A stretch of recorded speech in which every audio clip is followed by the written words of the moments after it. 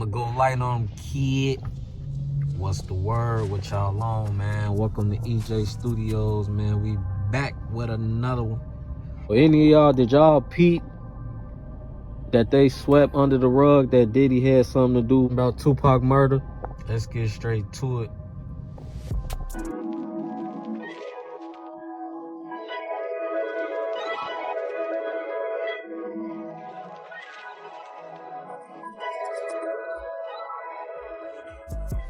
They swept under the rug that Diddy had something to do with Tupac murder. Y'all remember when Keefy D was coming out?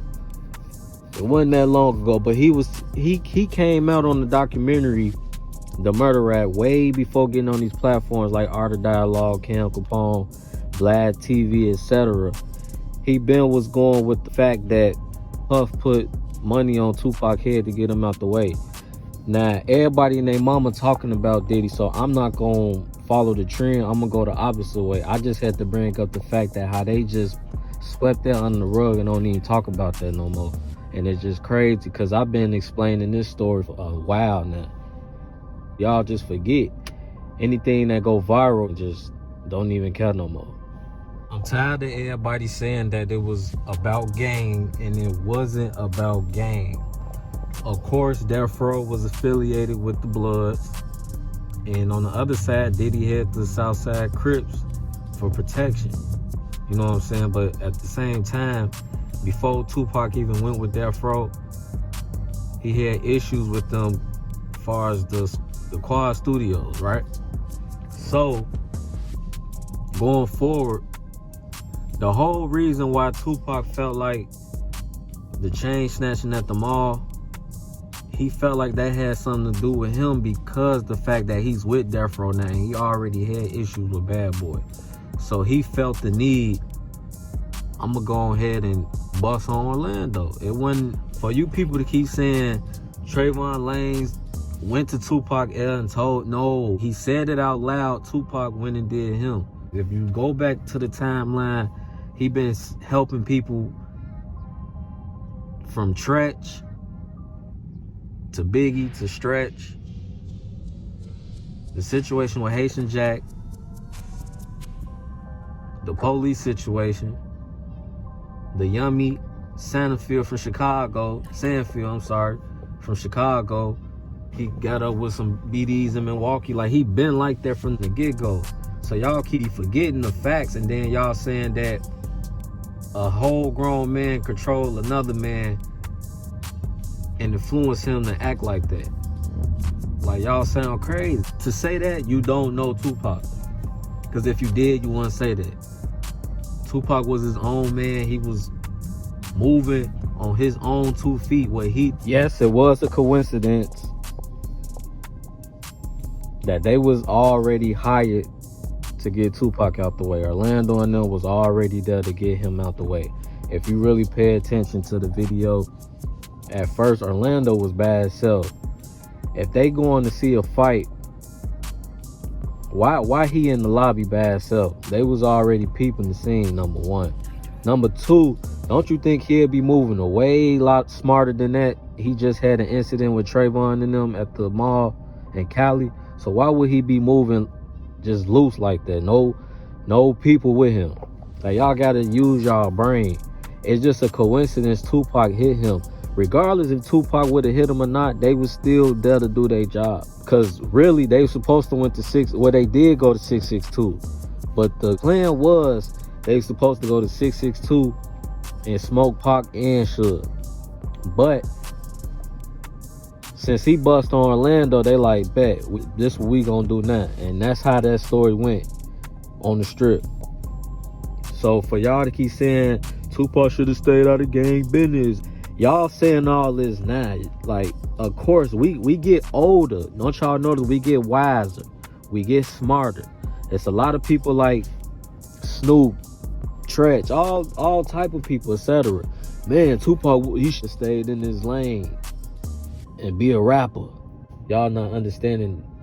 He was fighting other niggas in Death Row as well. Y'all not talking about that. Tupac been whooping niggas in Death Row offices. Go look it up, man. It's out there. Go do your homework. Let's go back to Digital Underground when Public Enemy got into it with some niggas backstage. Tupac was trying to rush them niggas. So it's like, he been like that, man. Stop saying Suge was a bad influence, put a battery in his back, then he changed. Regardless if that fight didn't break out at the MGM, they was there to do a job and a job only. They was trying to get paid. So even with Frank Alexander, Reggie Wright, or they didn't secure Tupac right, it was gonna happen regardless. So whether he had that fight or not, it was going to happen. It was a bounty on Pac head. It was going to happen rather than at 662 or when they went back to Cali, it was gonna happen. So get that out y'all head. The main thing is they was hired by Puff. Cause of all the things that was going on with the beef, niggas started getting scared. That's when he started having Southside Crips for protection. Cause it was getting dangerous, it was getting serious. And then y'all act like Biggie was a saint. Like he wouldn't sneak this in Tupac. Doing it's all started because of the Quad Studio. Do y'all homework. It's a lot of videos that I posted about what Biggie did to Tupac. Go look it up, man. It's a lot of them. I got 3 parts of the sneak dissing. I got people feel the type of way with Tupac. I put all the details in there. Watch it, man. It's free. So last night on my news feed, right, I see College Kid posted that Notorious B.I.G. Biggie friend Lil C confirms that Biggie actually dissed Tupac in Long Kiss Goodnight.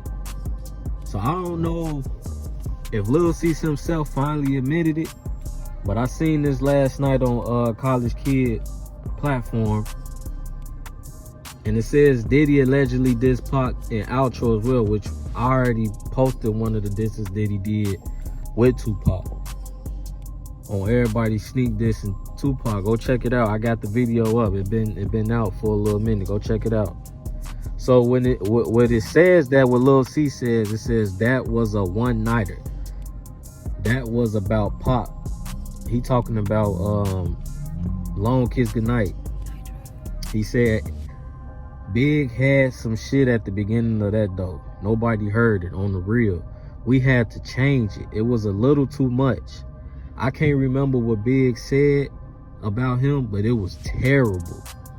Y'all him, the man said terrible. Y'all be acting like Biggie a saint. Biggie was with it. So he said it couldn't make it because that's how terrible it was. He said Biggie didn't want to do it. He had some fire, but he didn't want to make it too much. He just wanted to address it and let niggas know, I know what's going on. That's what basically he's saying what Biggie said. And I can get wrecked if I want to. Like if I really wanted to get on y'all niggas, I could. That's what Lil C saying about what Biggie said. And then you got these interviews, these documentaries. Biggie loved Tupac. He'll never diss him. You got Faith Evans, Charlie Baltimore. He loved Tupac. He didn't give a shit when Tupac died. Because if you watch that interview when he did the Long Kiss Goodnight, he was like, yeah, he gone and all, but at the same time, I got my own shit to worry about. He really ain't even care. So for y'all to act like Biggie was a saint, knock it off. Then some of y'all favorite rappers had came out with diss tracks on Tupac after the fact he was already deceased.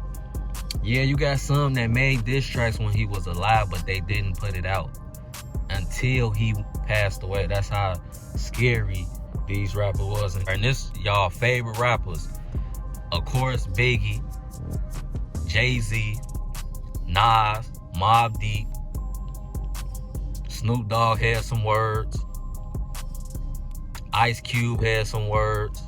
And this is after the fact Tupac was gone. Ain't none of them that I named said that when he was alive. John Singleton, Hughes Brothers, Puffy, Funk Flex, Ed Lover, Ice-T, MC8, Goof Ass, and the rest of them bums on Gangsta Chronicles. Fab Freddy, Clark Kent, the producer, Mob James, feeling some type of way that he wasn't from the area, he didn't like the fact that he was with MOB, but you didn't confront him. You saying all this now, everybody is older, everybody is wise, everybody is smarter now. You didn't confront Tupac. And the fact, I think Mob James felt the type of way because Tupac was heavy close with his brother and all the homies in Death Row, but not you. So that tells you right there why he feel the type of way. Tyrant Turner. You got Michael J. White. Like, I don't take him serious at all. There's so many actors, comedians. Joe Torre said some slick stuff on his interview. It's so many people that said things about Tupac sneak dissing him. But then when he was alive, wasn't on a crumb. So it's just crazy that it tells you right there for a fact the industry was scared of Tupac. You got rappers that don't even know him, like T-Pain saying stuff about him. 03 Greedo saying he'll whoop Tupac. Like, this is after the fact. Tupac is gone. Like, none of these rappers wanted no smoke when he was alive.